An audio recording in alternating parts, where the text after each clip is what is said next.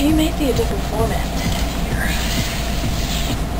That's because I'm trying to be like Mitchell Davis more and more every day. There's more room.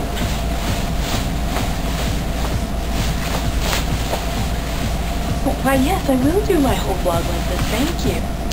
So, how many of you are subscribed to Shane Dawson? School day, I think they're called school day vlogs, something like that. So, of course I want to be like him too. So I decided that I was going to do the same thing, except I'm going to do it all in one video.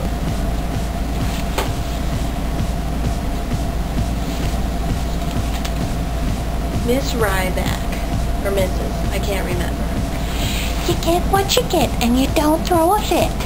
That was our thing, because she passed out these highlighters all the time. I don't even remember what we used them for. Can't choose, you just get what you get, and you don't throw a fit. Mrs. Johnson, who we still keep in touch with. Mrs. Johnson loved the Steelers, and my family is all about the Browns. So we had like this rivalry going on. Mrs. Moss, worst year of my life. Not really, because this year's pretty bad. I was always homesick, I was always crying, and my mom had to like push me out the door to get on the bus and stuff. Unpleasant. She gave me this locket that had a picture of me and her in it, and she told me to always look at it when I got homesick, but you know what? It just made it worse. Mrs. Wynn. Probably like Mr. Wynn on Hey Arnold. I don't really remember much about 3rd grade, except I remember the other 3rd grade teacher, Mr. Pym. I don't know why. Mrs. Herring. Oh my gosh, I loved 4th grade. It was when I got introduced to Little House on the Prairie. Like all the books in the series, because I was in like the upper reading group. I loved Mrs. Herring because her name was like a fish. Oh yeah, and that's the first time a boy ever saw my boobs. That was an accident. Oh, and that was when Nick threw up out of his nose. Good year. Good year. Mrs. Neal.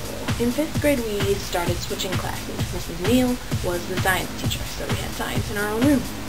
And she had a son named Joey who was a cheerleader, and he was awesome too. Miss Plestis. It was Miss Plestis then. And now it's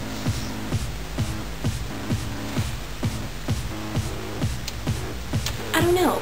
Wow, I don't remember anything about 6th grade. Oh, except for Mr. Huckabee, the math teacher. He used to, like, cut heads off of dolls and toys and, like, put them on each other. So he had all this weird stuff around his room. There were rumors about that guy. I don't think we had a homeroom. We had to have a homeroom. I don't know. I don't remember who my 7th grade teacher was.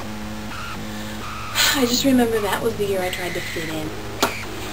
Oh, I remember something about 7th grade. We went to Power of the Pen competition, me and a bunch of my friends that were writers, and I don't think I won anything. Praise the 8th grade gods. 8th grade was the best year of my entire... Wait, did I say that earlier too? Yeah, 4th grade was my favorite year, then 8th grade. Oh yeah, so 8th grade we thought we were all that. We had this math teacher. I feel for that woman because we were the worst kids in the entire world. And I really am sorry, Mrs. McDowell, if you see this, or if anyone that sees Mrs. McDowell sees this, please tell her I'm sorry. She was our algebra teacher, and she had like maybe 10 kids in her algebra class because we were like the upper level. But my friend Beverly, I'm talking like it's to you, Bev, because I know you're watching. And you put it on your hand, and you did the Michael Jackson dance. I think you were on a desk at one point. And one time, I got a stick, much like this one, except less croquet-ish, more point at the board-ish. Here, I'll reenact it for you. We're having rabbit tonight! What are you doing?